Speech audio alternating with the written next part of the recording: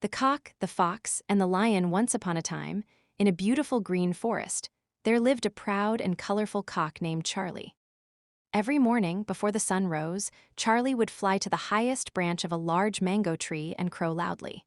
"Cock-a-doodle-doo, the morning has come," he would sing. All the animals loved hearing Charlie's cheerful voice because it reminded them that a new day had begun. Charlie was not only known for his loud crow, but also for his intelligence. He always stayed alert and never trusted strangers easily. Not far from the tree lived a clever fox named Felix. Felix was very hungry because he had not found any food for 2 days.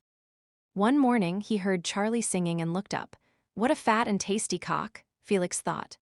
"If I can trick him into coming down, I will have a delicious breakfast." The fox walked to the tree with a friendly smile on his face. "Good morning, dear Charlie," said Felix sweetly. "You have the most beautiful voice in the whole forest. I have never heard such wonderful singing." Charlie looked down and replied politely, "Thank you, Mr. Fox." "What brings you here today?" Felix smiled even more. "I have wonderful news. The king of the forest has declared that all animals must live together in peace. There will be no more fighting or hunting. We are all friends now. Please come down so we can celebrate this happy news with a hug." Charlie had heard many stories about the fox's tricks. He knew that Felix was famous for telling lies. Charlie pretended to believe him. "That is wonderful news. I would love to celebrate." "But wait a moment, I can see someone coming down the path." Felix became curious. "Who is it?" he asked. Charlie looked into the distance and said loudly, "It looks like Leo the lion, the king of the forest.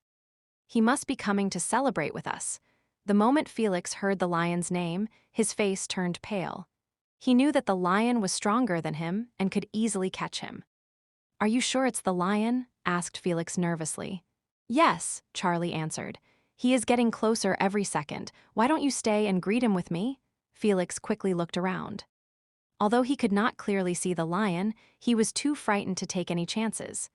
"Oh, I just remembered I have important work to do," said Felix, stepping backward.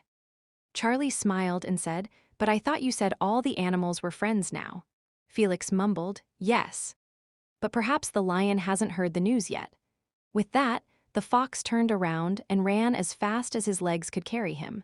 Charlie laughed as he watched the fox disappear into the bushes. A few minutes later, a real lion named Leo came walking through the forest. He looked up at Charlie and asked, "Why was the fox running away so fast?" Charlie told him everything. The lion laughed loudly. "You are a very wise bird," said Leo. "You used your intelligence instead of fear. That is why you are safe." From that day on, the animals admired Charlie even more. They learned that clever thinking is often stronger than tricks and lies. As for Felix, he never tried to fool Charlie again.